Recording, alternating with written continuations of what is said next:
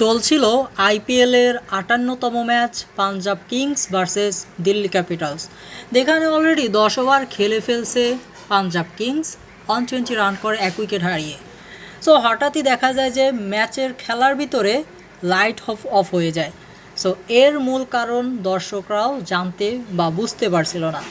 তো কিছু কিছু সূত্রমতে যেটা জানা গেছে সূত্র থেকে, তো তাও যে আইপিএলে হঠাৎ আলো নিভে গেল, আকাশ পাখি উঠতে দেখে ভেবেছিল ড্রোন হামলা হচ্ছে, সঙ্গে সঙ্গে বন্ধ হয়ে যায় স্টেডিয়ামের লাইট, দর্শক হতবাক, খেলোয়াড়রা বিভ্রান্ত। পরে জানা গেল সবই ছিল ভুল বোঝাবুঝি।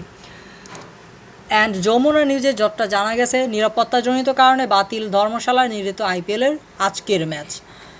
সো এছাড়াও কিছু অন্যান্য সূত্র মতে যেটা বোঝা গেল বা জানা গেল, পাকিস্তান এবং ভারতের মধ্যে চলছে সংঘাত, যেখানে পাকিস্তান নাম দিয়েছে অপারেশন সিন্দুর এবং পাকিস্তান নাম দিয়েছে অপারেশন সোহাগরাত। সো এই সিন্দুর যেটা বুঝলাম দিনে চলছে এবং রাত্রে সোহাগরাত করতেছে পাকিস্তান। সো মেইনলি যেটা বোঝা গেল যে ধর্মশালায় যে কারণে ম্যাচটি বাতিল করা হয়েছে, বর্তমানে ঠিক এই সময়ে অ্যাটাক চলতেছে ভারতে পাকিস্তান থেকে, যদি এটা তাদের ব্যক্তিগত দেশীয় মতবাদ বা যেটাই হোক যে সৃষ্টির কারণে হচ্ছে। সো এই বিষয় নিয়ে অলরেডি পিএসএল, যেটাকে আমরা পাকিস্তান সুপার লিগ বলে থাকি, তো সেখানে আজকে হওয়ার কথা ছিল পেশোয়ার জালমি ভার্সেস করাচি কিংসের একটি ম্যাচ। সো এটি ছিল 27তম ম্যাচ এবং এটা ক্যান্সেল করা হয়।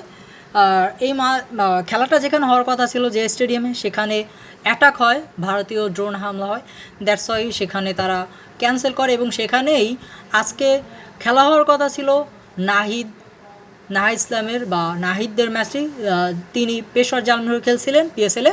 সো এবং রিশাদও ছিল পিএসএলে, তো তাদেরকে মেবি দেশে পাঠানোর ব্যবস্থা করা হয়েছে। আর এই ম্যাচটি ক্যান্সেল করা হয় সেটা অনেক আগেই জানা গিয়েছিল, বাট আইপিএলের ম্যাচটি বন্ধ করা হয়, এখন পর্যন্ত ক্যান্সেল দেখা যায় না, বাট এটা অবশ্য বন্ধ বলাই যায়। সো এই খেলাটি বন্ধ করা হয় বলতে পারেন যে এখন সময় অ্যাটাক হওয়ার পরেই।